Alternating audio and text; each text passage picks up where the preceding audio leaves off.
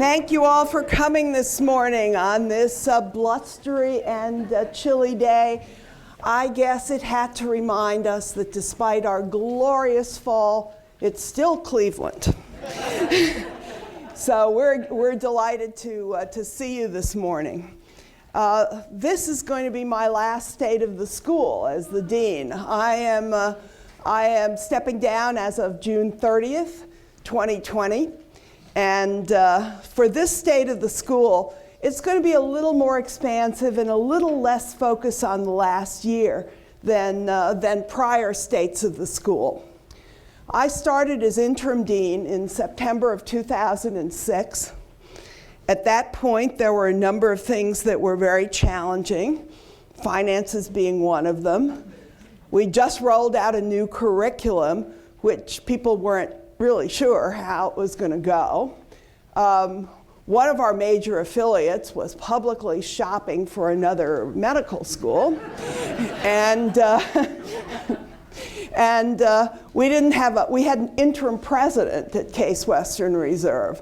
So there were a lot of things that were very challenging in the firmament at that time. But I think you'll see that over the last 13 years, going into my 14th year, things have changed a bit, and we have a lot to be proud of.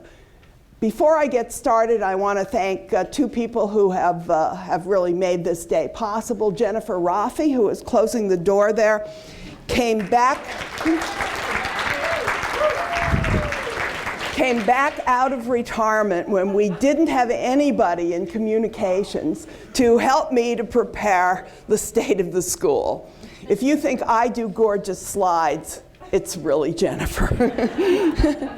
And the other one is my husband, Jim Herget, who has just settled into the jump seat there. Who has been an incredible support to me all this time and has been selling our pins, the last issue of Medicus, and the pages of awards and promotions that Jennifer has so kindly prepared for us here. So please be sure you look at the pages of awards and promotions, because of the nature of this state of the school, we're not showing as many in the text of the state of the school as I would ordinarily if I was focused on a single year. So please take the materials there, and please be proud of you if you're on it, or your colleagues if that's more appropriate. And we'll talk a little bit about how many of our colleagues have done so very well this year. It's quite striking. We have held as our mission and held as our pole star these three precepts throughout the time that I've been dean. We have been striving for excellence in education, and quite honestly, we wanted to be the best in the country for medical education. We have wanted to maintain our excellence in research, but more important, we wanted to make sure that those discoveries came forward to patients. You know, my PhD advisor used to say to me, it doesn't do anybody any good in your data books. And that's true. But it also doesn't do anybody any good if it's just published, or if it's just in the introduction to your next grant application. If it has a potential to go forward and help somebody, we're really trying to help you make that happen. And finally, we've been determined to try to improve the health of the community. Cleveland has dismal health statistics in the very shadow of a research-intensive medical school and top-ranked hospitals and a very classy public safety net hospital. Our infant mortality approximates that of the Gaza Strip, and there are huge disparities. If you live in Huff, your life expectancy is somewhere between 64 and 65 years, but it's 7 miles to the east in Lyndhurst, it's 88 years. That is unacceptable. So we're smart.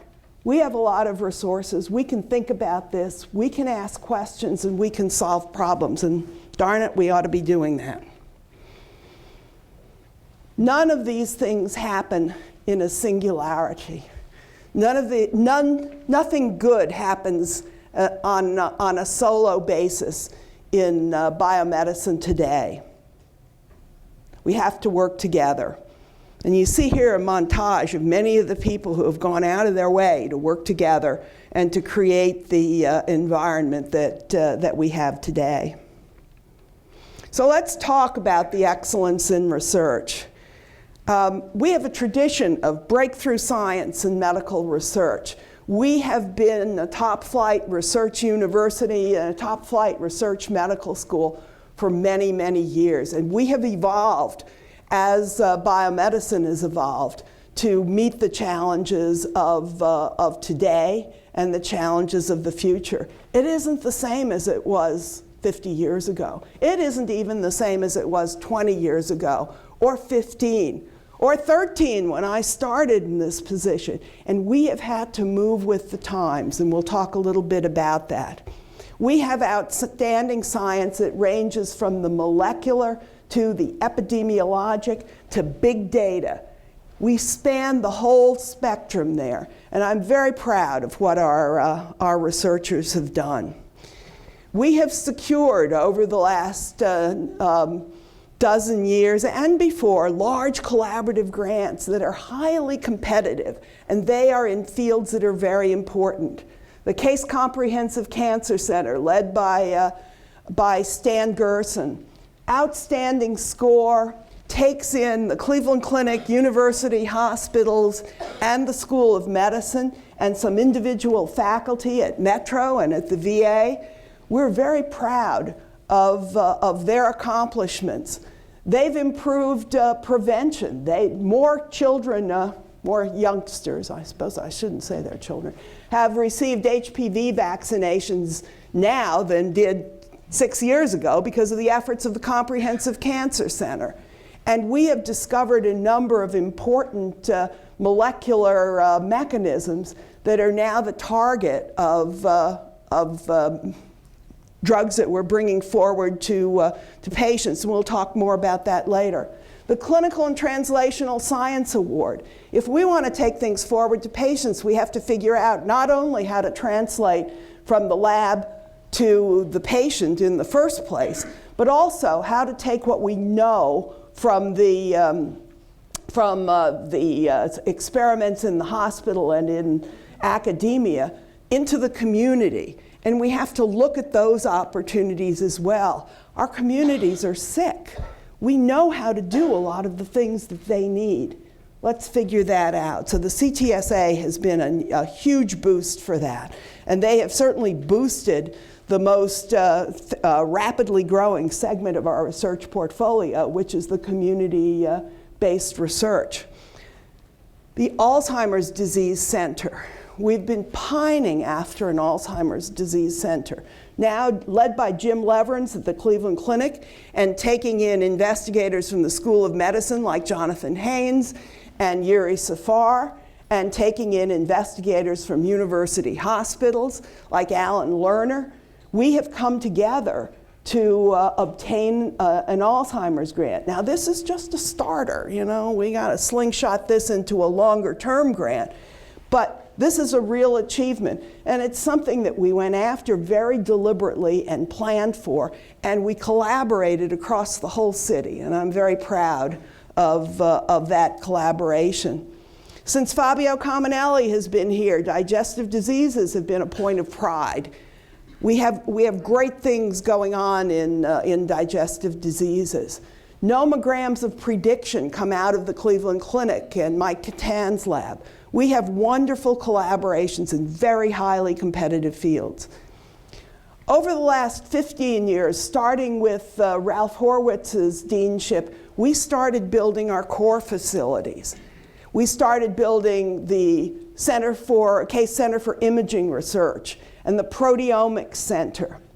We continued to build statistical support facilities. We continue to have fluorescent activated cell sorting facilities and statistical support.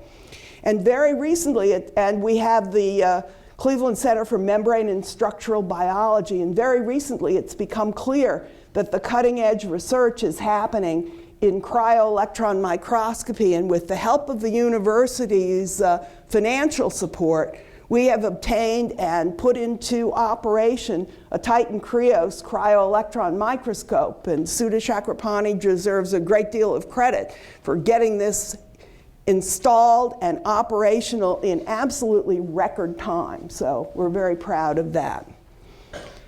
We've been very good at recruiting at all levels.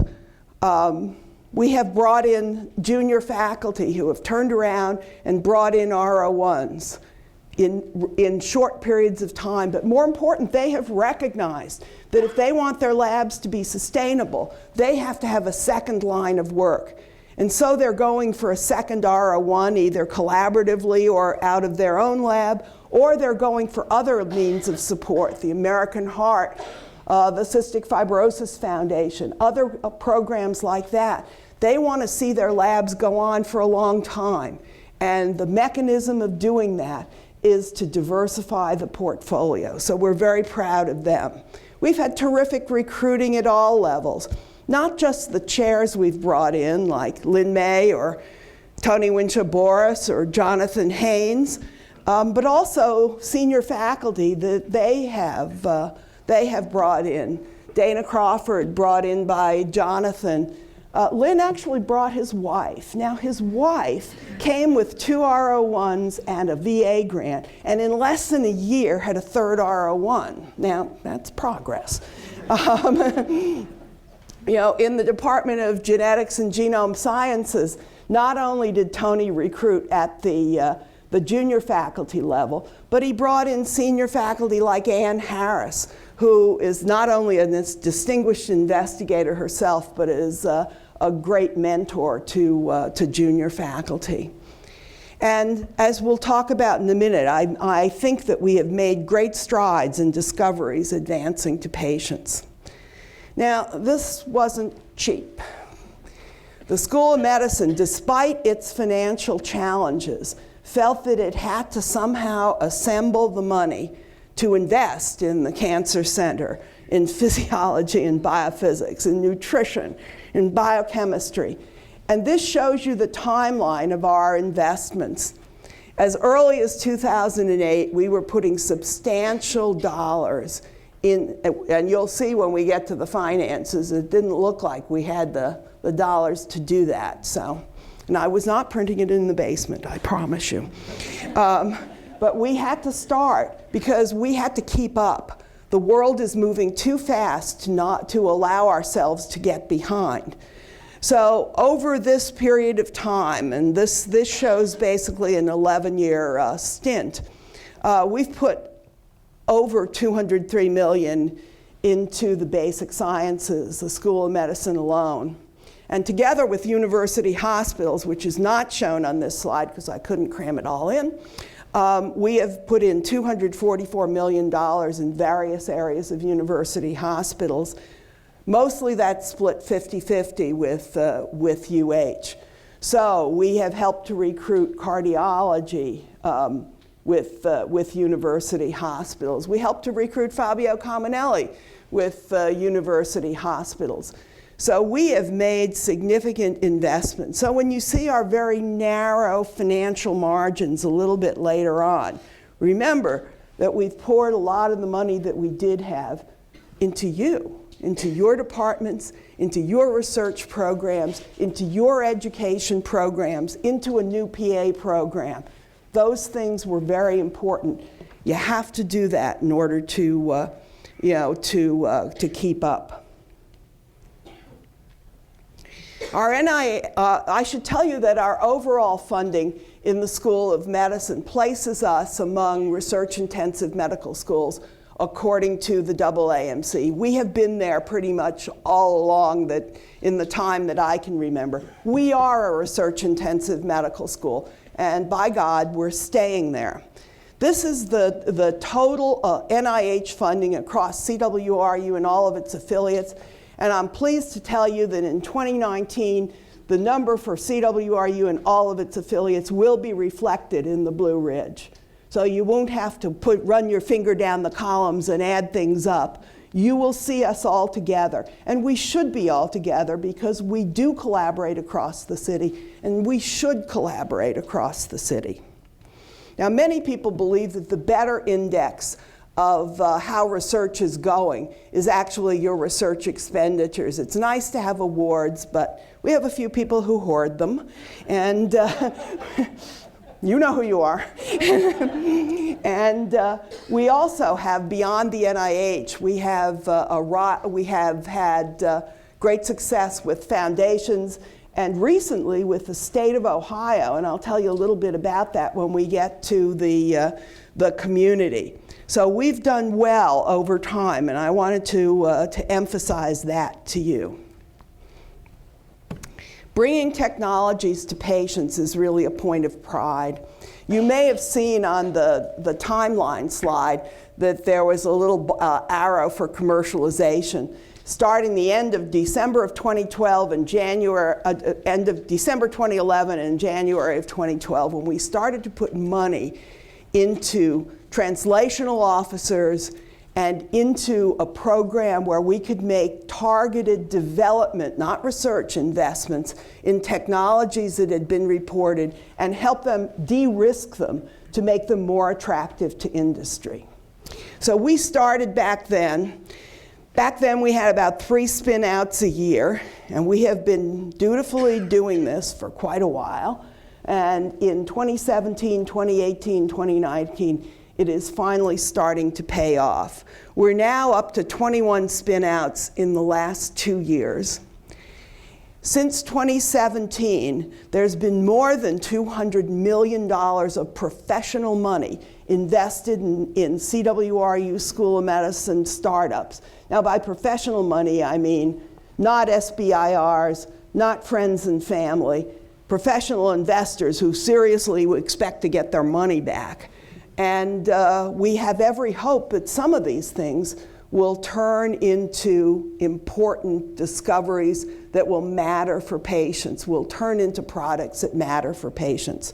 Right now, our commercialization team, headed by Mark Chance, but including an office of about 10 people, Ann Deschamps, Bill Hart, Blair Geho, they're following 56 technologies. Some of these are computer programs, some of these are devices, some of these are drugs, some of these are biologics. So that pipeline has grown considerably since we started and showed a grand total of 6 technologies the first time to our committee of friends and alumni who examine these things. We put together a committee of friends and alumni, none of whom is an academic. They're all in industry. They either are investors in done venture funds, they are managing partners of TPG, some of them are patent lawyers.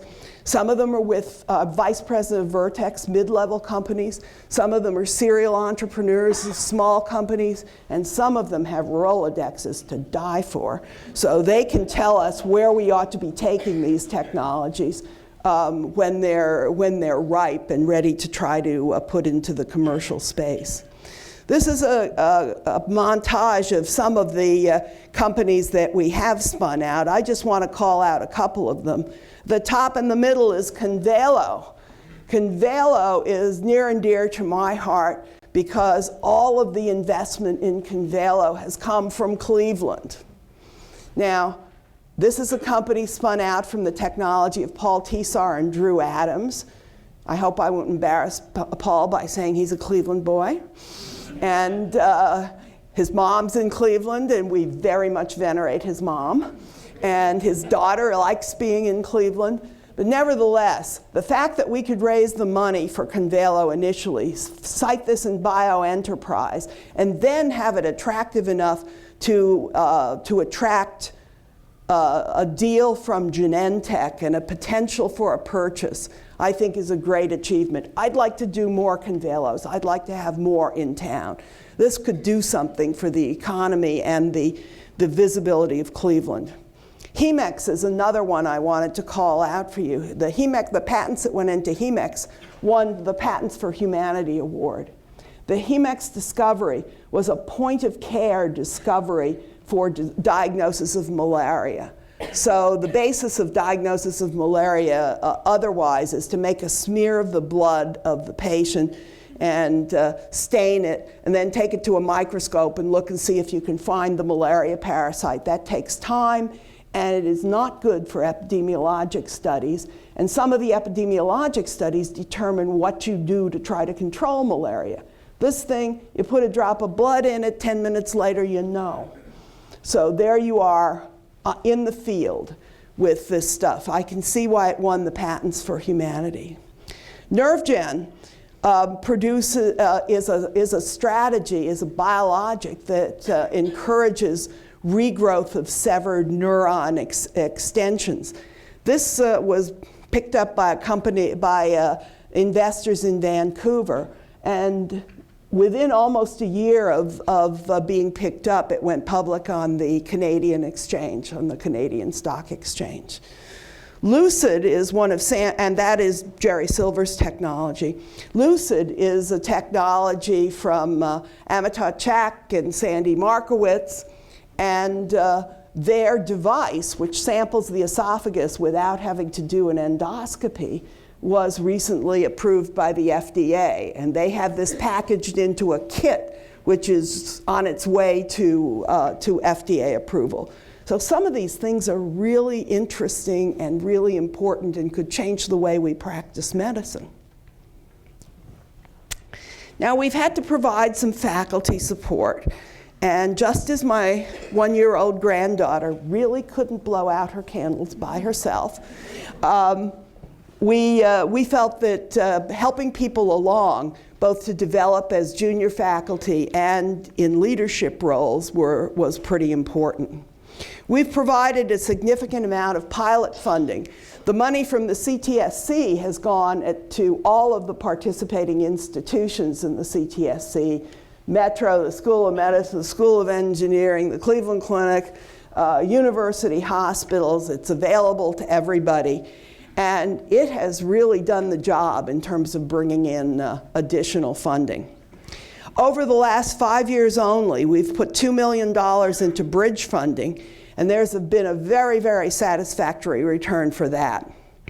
This year, on the promotion scale, we had more than 120 promotions in the School of Medicine. So congratulations to Nicole Deming, who is still alive and, and well, and processing this year's 120 promotions. 27 faculty became emeritus. And in addition to all those promotions, Nicole on the side was processing more than 220 new faculty appointments, many of them in our hospital affiliates, indicating active clinical programs in all of them.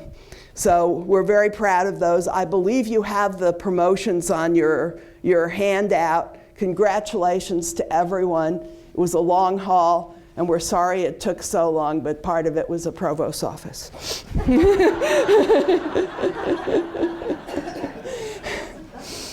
We also want to develop people in their leadership potential. Now, the one exception here is the FRAME program, which is actually a pre-leadership development program for underrepresented minorities. There are 9 faculty enrolled in this program, and we hope that they will graduate to some of the other more direct leadership development programs. FLEX is one of our prides and joys.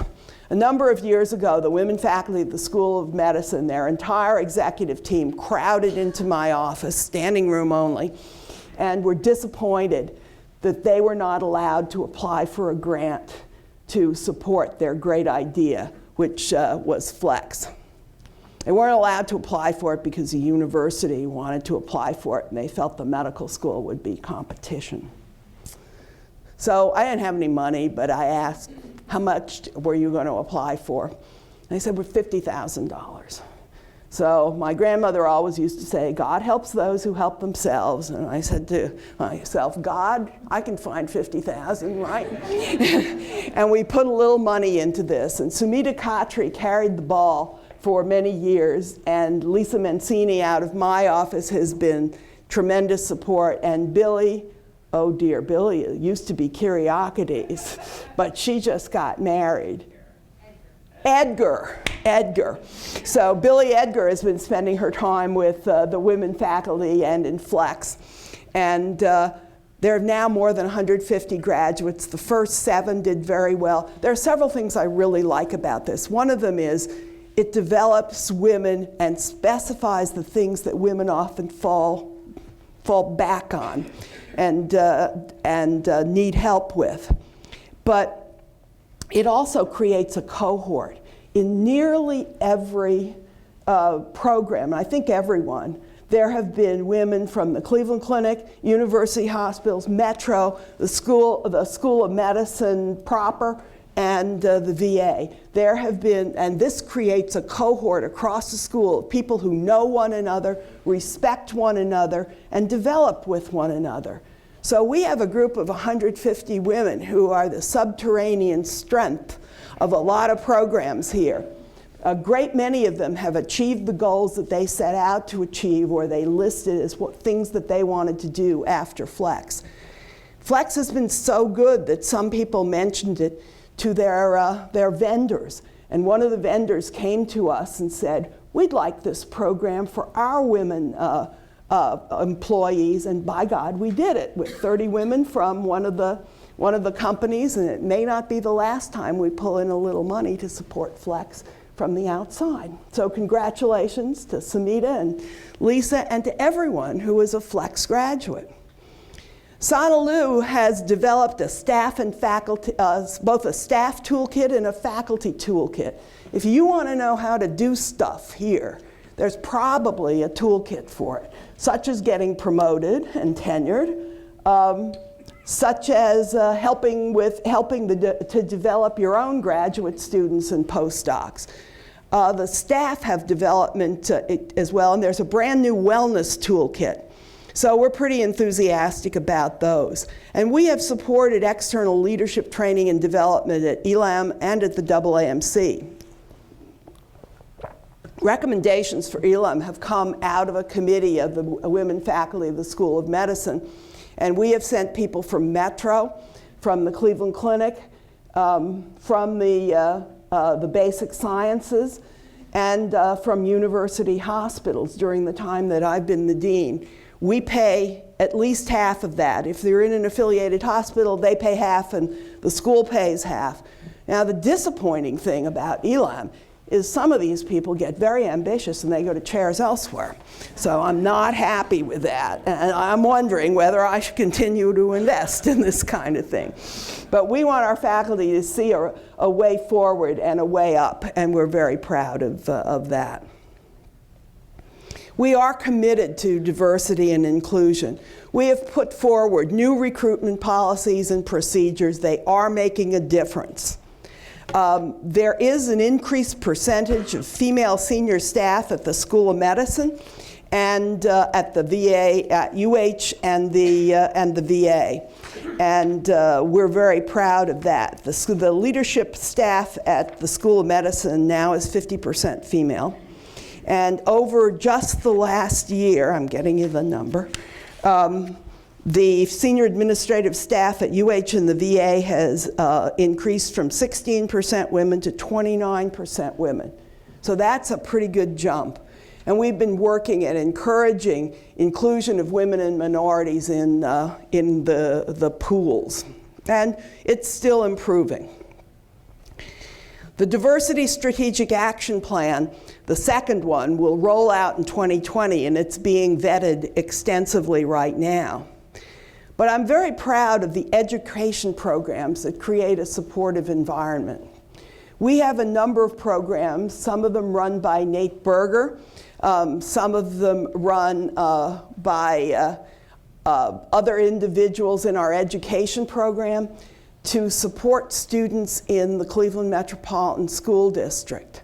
So some of them come for summer programs, for summer research programs. Maybe some of you have mentored them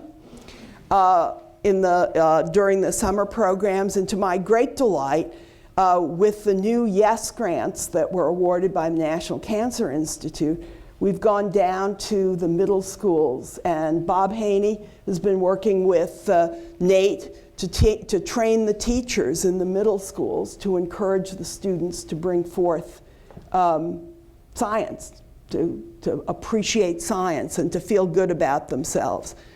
But probably my favorite pipeline program is the one with John Hay. It's not to say it's the only one or even the best, but I like it because it's been there for a number of years. We send students over to do small groups to John Hay to help those students and teach them. David Katz goes over and teaches neuroscience. Bob Haney goes over and teaches life. And but it also attracted a big gift from the Joan C. Edwards Foundation. So one student a year from there gets a full ride to Case Western Reserve undergraduate. And Case puts in the room and board.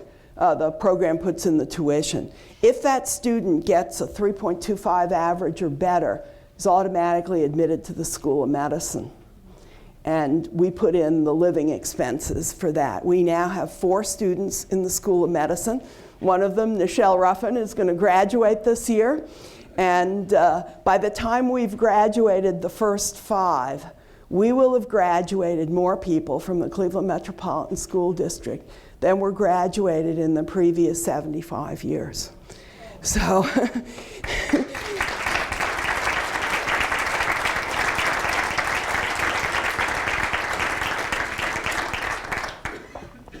not bad. I'm also proud of the fact that we've worked very hard to find the top students from minorities underrepresented in medicine. Last year's medical school class was 23% underrepresented minority. This year's entering class was 22%.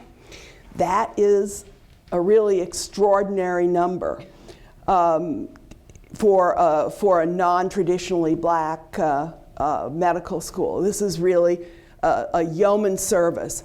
Our MCATs and our grade point did not change by increasing the percentage of those underrepresented in medicine.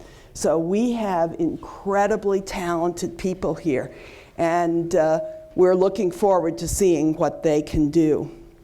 It's harder to find underrepresented minorities in the PhD line. We're at 13%. That's still quite good nationally. But we have been running the prep program for undergraduate students for more than 10 years.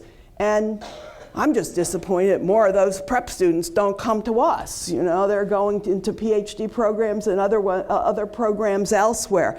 But this has been a real mission for the School of Medicine, and I'm very proud of how far we've come. Now, we have some pretty remarkable achievements among our faculty. Here are the 3 individuals who became distinguished university professors, all in School of Medicine departments. Thank you very much. 2 of our faculty got CWRU Distinguished Research Awards, Jonathan Haynes and Jill Barnholt Sloan. And just a few weeks ago, Jim Young was awarded the Case Medal for Excellence in Health Science Innovation at the Dean's Soiree on Alumni Weekend. So we were very proud of all these people, and congratulations to them all. We are welcoming new leadership. You see the picture of Alan Deal, who was appointed chair of biochemistry in the last year. But in the last year, we have also had the president approve 15 chairs at our affiliated hospitals. Some of these have been chairs for quite a while, and the Cleveland Clinic, being organized a little bit differently from the other hospitals, hadn't put forward departments that were cognate to other departments until this year. So more of them came forward, and then their chairs were recognized rather than newly appointed. So that seems like a huge turnover of chairs, but it's really not. We also had dean positions turn over in our education establishment. And now we have 8 new leaders named to Dean of Education positions. Chris Warren at the Cleveland Clinic Lerner College, Jill Azok among the society deans. We have a great many new faces there, and we're very, very proud of the strong interest in our programs. We have a lot of staff awards, and we're proud of all the high achievers here. Michelle Yannick got the Joan Harris Staff Award, which has been given for, gosh, must be 20 years or more. And it's really the highest award for staff performance. Congratulations to Michelle. David Peck received the President's Award for Distinguished Service. That's a university level award. And our newer awards for staff performance went to Morley Schwabel, the Star Award, Eswar Shankar as the Mentor of the Year, and Tuesday Gibson for the Diversity Award. And there were many, many others. If you look, and the women faculty have given out awards, and there are a number of other things. Look at your handout. Congratulate them if you see them. So we're very proud of all of those things, and we hope that we're doing good things to help develop faculty. We've worked hard to innovate in education. We're very proud of the faculty and staff who have never been satisfied with, we've always done it this way. And we're very, very proud of our students who are willing to come in and plunge in and give of themselves and take responsibility for their own education. But we still have to guide them. You can see here that Taryn probably would not be touching the echidna there without his father's encouragement. And in the same way, many of our students will not reach for wonderful things unless we take responsibility and encourage them to do so. We have produced a surprising bumper crop of awards for education. This is a photo of many, but not all, of those who received scholarship and teaching awards at the last education retreat. There were more than 150 individuals, mostly in teams, who got awards for their innovations in education. Now, these awards are judged outside of the university. The applications are mailed off to people who have nothing to do with us here and judged independently like that. So this is really a bumper crop, and it says that we're continuing to innovate. We elected 7 people newly to the Academy of Scholar Educators, bringing the total to more than 60. And 2 individuals received the Edmund Riccinati IQ Facilitator Awards. So we have people who are throwing themselves into education and continuing to innovate, and I'm really very proud of that. Now, it's not just medical students that we educate. We developed a PA program a few years ago. We've had 2 classes graduate. Those 2 classes have a 100% pass rate on the licensing exam for physician assistants. Their MCATs entering are better than the lower tier of medical schools in this country. And we are now in the final phase of full accreditation. Our site visit is next month. For full accreditation, you have to graduate a couple of classes before they'll actually come and look at you. But they're coming, and we're very much looking forward to that. We are proposing a Doctor of Physical Therapy program, and this was approved by the university this past spring. When there was an external review of the Department of Pathology, the comment was that there just plain weren't enough pathology assistants hired in that department. And that was true. Problem is, there just plain aren't enough pathology assistants to hire. So in conjunction with the department, we are developing a pathologist assistant program to meet in part our own needs, but in part the needs of the entire field. This, in 2019, the Regenerative Medicine and Entrepreneurship Master's Program opened, and we also had a number of very impressive accreditations. The MPH was reaccredited for a full 7 years. The nutrition masters and bachelors were both reaccredited for the maximum time allowed, as was the masters in genetic counseling. So we kind of had a bumper crop of renewals here, and congratulations to all of those who were in that. We have increased remarkably that cadre of students. They're needed. The PA students are needed. The DPTs are needed. The regenerative medicine people are needed if this is going to be a focus in Cleveland for biotech development. We have increased by 119% enrollment in master's and post-bac programs since 2011. We're also educating scientists. We have expanded PhD programming and support for it. A few years ago, we began to pay for the first year of the PhD program from the School of Medicine and not at the department level, and that has proven to be a stabilizing influence. We have developed internship and career exposure programs for industry that is called Enrich, as well as teaching opportunities that are called Extend. Together with the College of Arts and Sciences, we developed a program called Prime. And now that program is for folks who didn't take all the requirements for medical school in their undergraduate or in their subsequent education and need to fill in whether it's physics or organic chemistry. I know. Why do we need organic chemistry? But we do. But at any rate, the first classes have had 100% medical school acceptance. I'm very proud that we have begun a health informatics master's, PhD, and coursework for fellowship training. Jonathan's group has put that together with David Kalber, who is the director of the Medical Informatics Fellowship, Clinical Fellowship at Metro, and they worked together to develop the coursework for that and extended that into the master's and the PhD. So that's going to be I think those people are going to be immediately employable.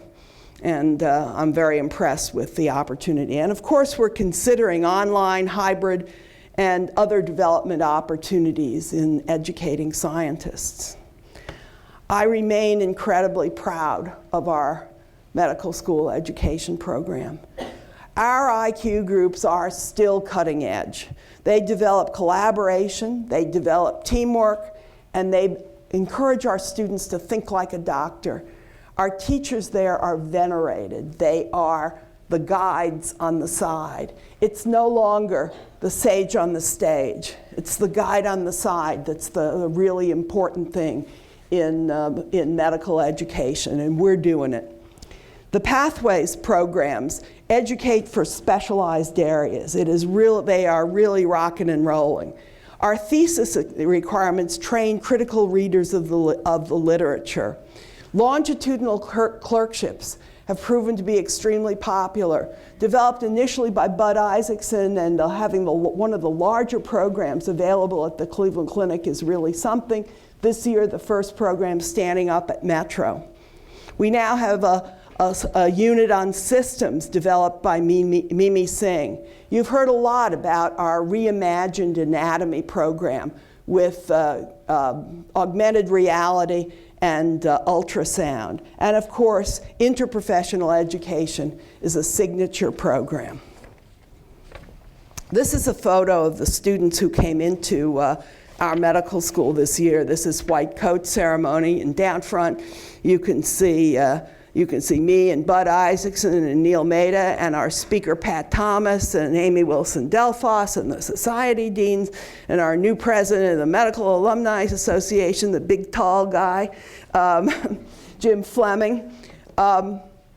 They are a spectacular group. Their median MCAT is 518, national average is 510. Their median GPA is 3.78. But that's not really the key to this class. Every one of them has that special spark that we look for in Case Western Reserve medical students. Now, when they graduate, we think we've made them better. 40% of our students go on to programs at top 10 hospitals. And I added up all the surgical specialties, urology, ophthalmology, general surgery. Of all those who matched there, 49% were women. The world is changing, folks. Hang on.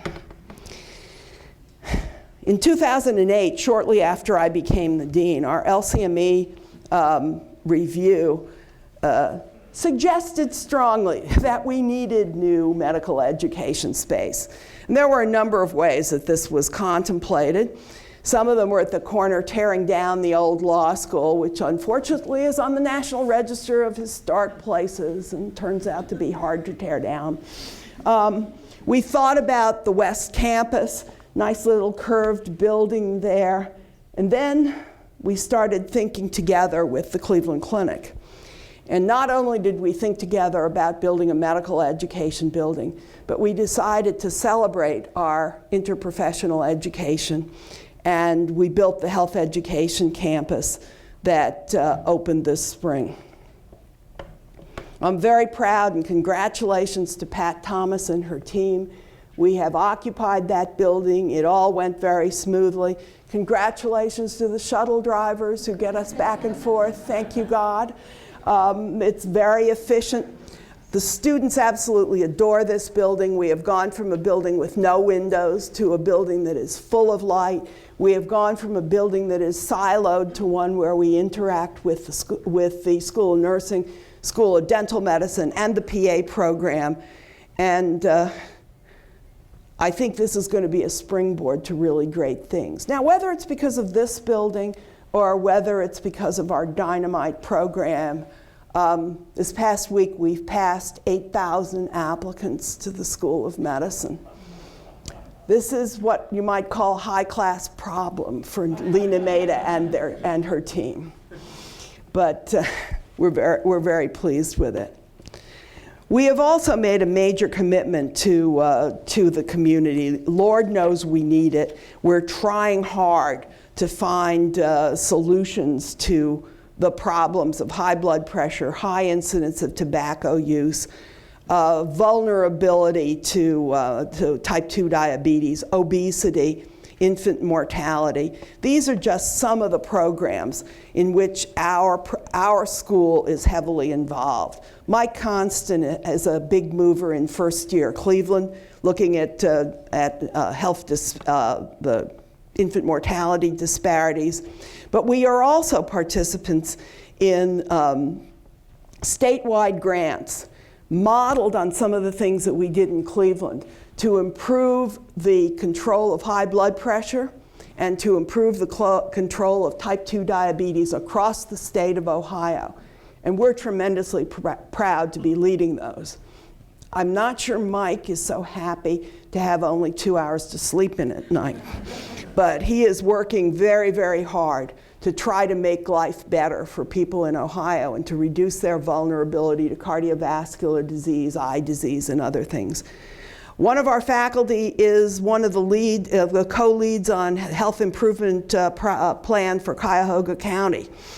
We are looking for better ways to provide healthy foods through FreshLink and FR. It is an extraordinary group of community activities, and I think it's great. But Mike wasn't done with the high blood pressure and the type 2 diabetes, and the CTSA, by the way. He was the prime mover from CASE on the application from Ohio for HEAL grants, which stand for Help to End Addiction Long Term. There were 500 deaths from opiates in Cuyahoga County last year. We have to do something about that, and the government decided on that. They were originally going to award 3. They wound up awarding 4, Kentucky, Massachusetts, New York, and Ohio. The randomization took place, I believe, the 23rd of September.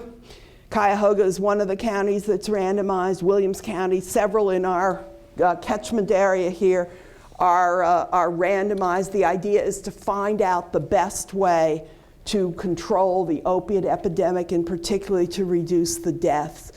If you can't help somebody who's dead, but if you can keep them from dying, you can put them into other programs and try to help with the addiction. So death is the first rather crisp endpoint that they're looking to reduce.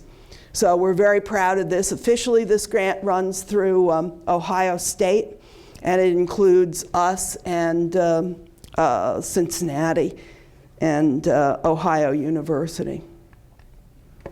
Now, nothing happens without having the money to do it. Unfortunately, we don't have enough money to do everything that we want to do. But I'm very proud that the faculty and the staff have really shared the strategic vision that we want to be great, and we have to make some sacrifices in some areas to be able to do that. That's what's happened to our operating margin over the years. In fiscal year 07, when I became the interim dean, the best that could be said is it ain't pretty. But we dug out quicker than PricewaterhouseCoopers said we could dig out, and we had very narrow margins for quite a while. We have narrow margins because we chose to make investments, and I showed you that slide with the timeline of all those investments that we have made. We didn't salt it away. We're not parking Cadillacs in the hallway. What we're trying to do is develop the science, the education here to make this and keep this a first-rate medical school. Now, we had a little blip starting in fiscal 17, and that was a result of a new UH affiliation agreement, which resulted in $18 to $20 million less per year coming to the School of Medicine. Now, when this agreement was signed, the Board of Trustees approved some support, but they approved $21 million over 3 years. So if you do the math, that's about 1/5 of what was lost.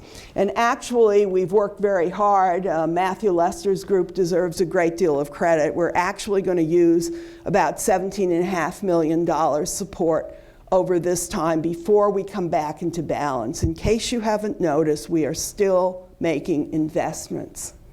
And we are not going to allow ourselves to sink into a sense of Eeyoreism. This is not who we are. This is not what we do. We're still making investments. I'm looking at Brian Foss up there who sharpens his pencil about every morning trying to figure out where's the money for the next investment coming. I know the dean is coming for it. I know she's coming.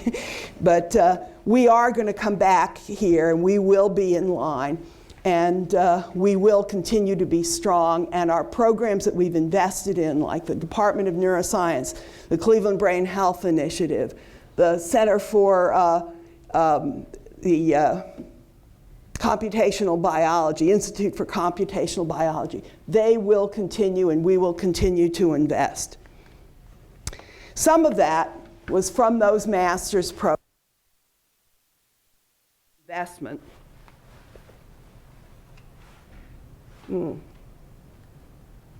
Once you've made the initial investment, turn profitable after a while. So that was the one of the things that's made us good. Keeping up our research programs and paying for things with other people's money also helps us do that. If you all can bring in a grant, we don't have to pay for it. Other people pay for it. Thank you, God. We can use the money in other kinds of development. But I have to compliment the development team who has really gone out and busted their patooties during our campaign.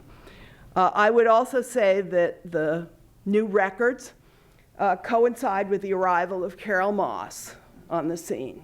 And this is one where I do have to thank my husband. He was out trying to recruit her with me, and she turned us down. And he made one more call. And then he called me and said, I think she's rethinking. And she was. So she has done a fabulous job here.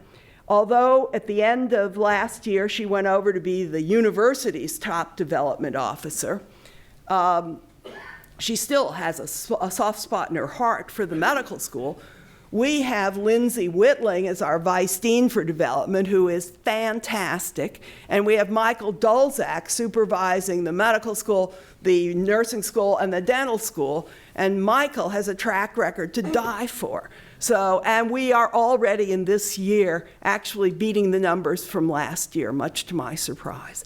This allowed us to do over 50 new endowed chairs. This allowed us to get $80 million or more in scholarship money. That means we don't have to take it out of operating dollars to put it into, or at least all of it out of operating dollars, to put it into scholarships.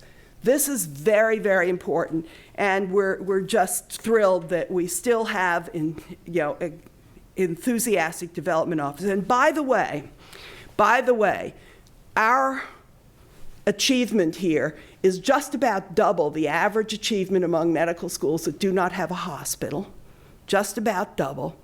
And the cost, well, it costs on the average 15 cents on the dollar to do it. Our group did it for 6. Not too shabby. So where do we go from here? I think we have to continue to invest in our premier research programs. I have things teed up in imaging. We have things teed up in biochemistry. We have things teed up in pharmacology. We will have a new vice dean, sadly, in medical education. But there will be some continued support for medical education. I think we will continue to invest in big data. We will continue to provide the pilot funding to allow people to take advantage of the Titan Krios. We have a great deal yet to do. We have to keep going. My granddaughter, age 6, just learned to kayak. We're really just learning to do this. Think of where we can go if we work hard at it. I would be remiss if I stopped this program without thanking everybody who has worked on this. Our research faculty, our educators, our development officers, our wonderful staff, our students who try to excel and become the very best they can be. This has been absolutely a wonderful ride, and thank you all for that.